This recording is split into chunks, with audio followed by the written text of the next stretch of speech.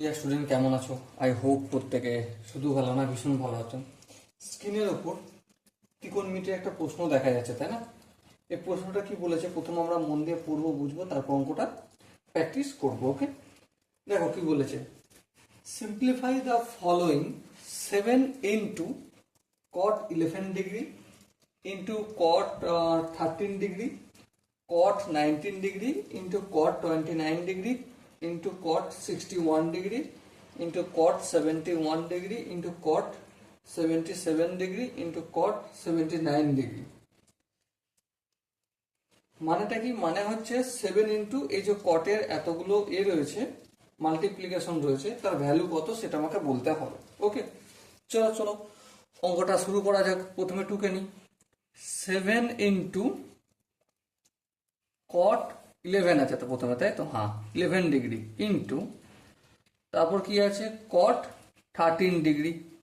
ওকে, তারপর আছে cot 19 degree, বেশ, into cot 29 degree, cot 29 degree into cot 61 degree into cot 71 degree, 71 degree into cot 77 degree, 77 degree into cot 79 degree.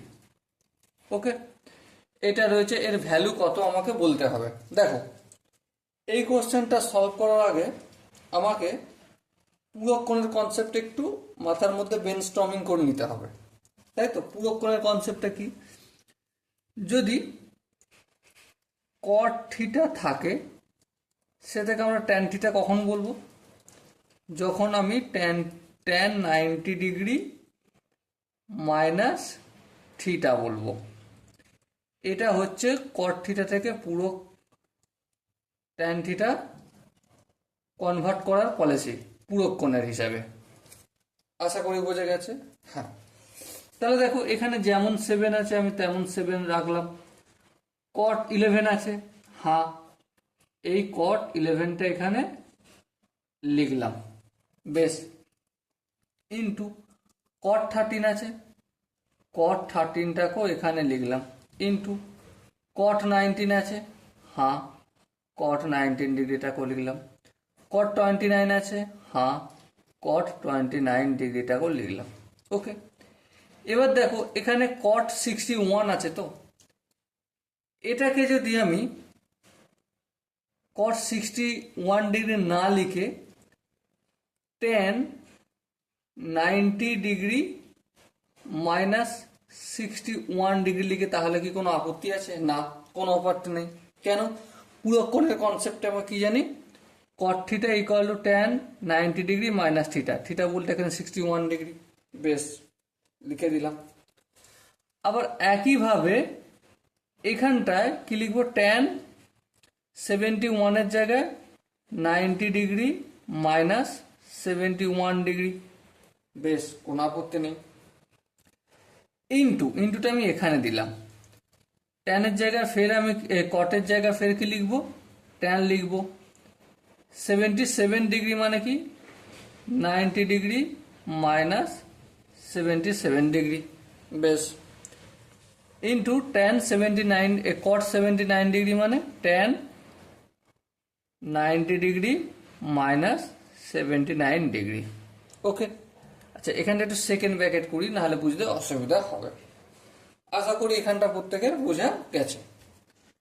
এবার ধ্যান দিয়ে লক্ষ্য করবে, কি লক্ষ্য করবে, এই কট 11টা এখানে আমি লিখলাম, ইন্টু দেখো তো ট্যান 90 ডিগ্রি মাইনাস 79 ডিগ্রি মানে কি হয়, ট্যান 11 ডিগ্রি হয়, তাই না? হ্যাঁ, তাহলে এটাকে আমি কি লিখবো, এখানে লিখবো ট্যান 11 ডিগ্রি। ওকে, বেশ, এই দুটো ব্র্যাকেটের মধ্যে লিখলাম। এবার দেখো, কট 13 ডিগ্রি, কট 13 ডিগ্রি লিখলাম, ইন্টু দেখো এখানে ট্যান 90 ডিগ্রি মাইনাস 77 ডিগ্রি সমান কি, 90 থেকে 77 বিয়োগ করলে 13 হয়, তাহলে কট 13 ইন্টু ট্যান 13 ডিগ্রি ব্র্যাকেটের মধ্যে করে দিলাম, ইন্টু আবার দেখো এখানে কট 19 ডিগ্রি, তাই না? হ্যাঁ, তাহলে কট 19 ডিগ্রি ইন্টু, দেখো এখানে ট্যান 90 মাইনাস 71 কত হবে? 19 হবে। তাহলে এখানটাকে লিখে দেবো ট্যান 19 ডিগ্রি। বেশ, আবার একইভাবে দেখো এখানে কট 29 ডিগ্রি, কট 29 ডিগ্রি ইন্টু 90 থেকে 61 বিয়োগ করলে কত হয়? সেটাও 29 হয়, কিন্তু এখানে কি আছে? ট্যান। তাহলে লিখে দিলাম ট্যান 29 ডিগ্রি। ওকে, এবার দেখো আমি একটা কনসেপ্ট আমি এখানে লিখছি, tan theta into cot theta সমান কত হয়? 1 হয়। হ্যাঁ ঠিক, 1 হয়। তার মানে 7 কট 11 ডিগ্রি ইন্টু ট্যান 11 ডিগ্রি মানে কত? 1 লিখলাম, ইন্টু ইন্টু দিলাম।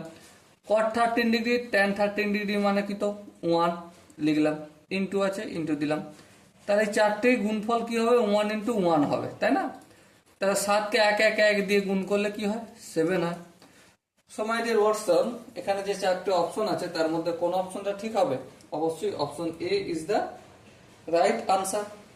So dear student, I hope এই কোশ্চেনটার পুরো কনসেপ্টটা বোঝা গেছে। যদি কোনো কনসেপ্ট বুঝতে অসুবিধা থাকে, ডাউট থাকে বা কনফিউশন থাকে, তার জন্য তো কমেন্ট বক্স খোলা রইল।